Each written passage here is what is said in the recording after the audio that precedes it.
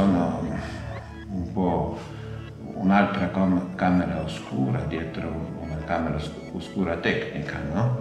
Io sono anche un po' la camera oscura che riceve i raggi in una maniera un po' speciale attraverso il velo, attraverso le altre forme di informazione, ma sono anche una replica un po' differente, no? Della camera oscura. C'è una complicità. Io vivo nella camera oscura e immagino come possono vivere le immagini nell'apparecchio fotografico come camera oscura.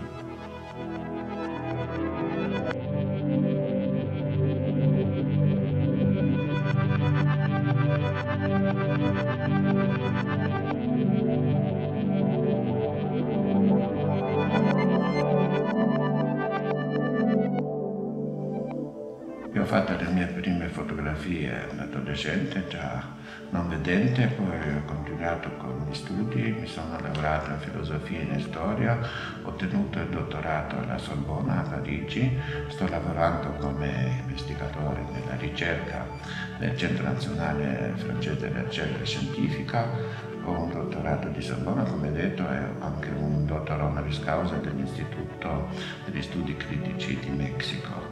E poi mi occupo molto del pensiero, di pensare la fotografia, handicap anche, poi scrivo sulla letteratura, anche io ho dei testi letterari che ho pubblicati anche già in italiano, in tedesco, in francese, e adesso sto lavorando come un fotografo concettuale, un fotografo concettualista.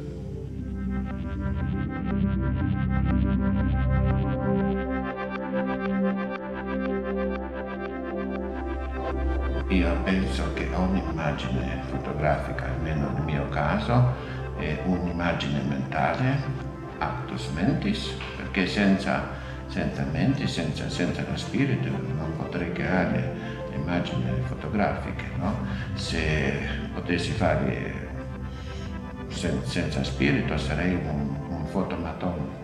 Io penso che anche un cattivo fotografo è sempre migliore che un fotomaton, perché la fotografia come actus mentis vuol dire come atto mentale. Per me è soprattutto un atto mentale che conta per la fotografia.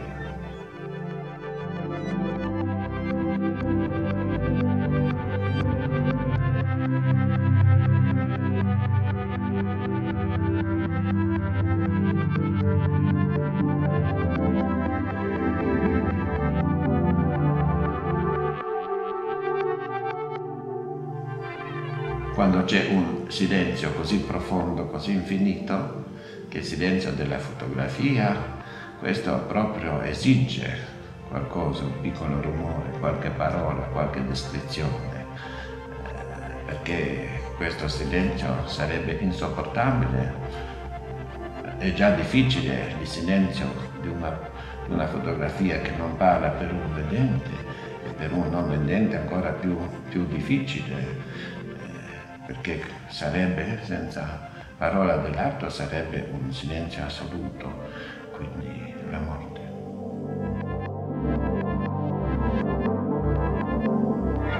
La luce è invisibile in un certo senso. Noi vediamo solamente gli effetti, i riflessi, ma la luce, questo no, e questo è già il destino della prima luce del mondo, la luce delle origini, perché nella parola or c'è questa luce di origine. Come siamo tutti di origine della luce, della energia cosmica, i vedenti non vedenti, quindi ci appartiene questa verità.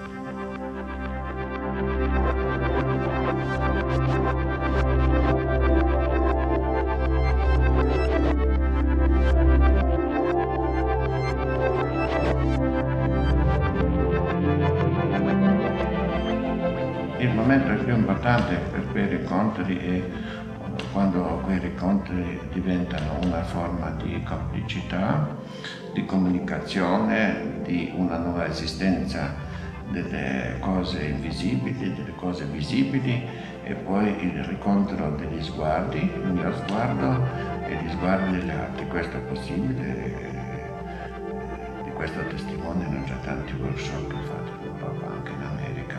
È una forma di complicità e anche una forma di possibilità di capire la necessità di una fotografia differente e la necessità così di accettare l'altro differente e anche la fotografia che va al di là della fotografia tradizionale.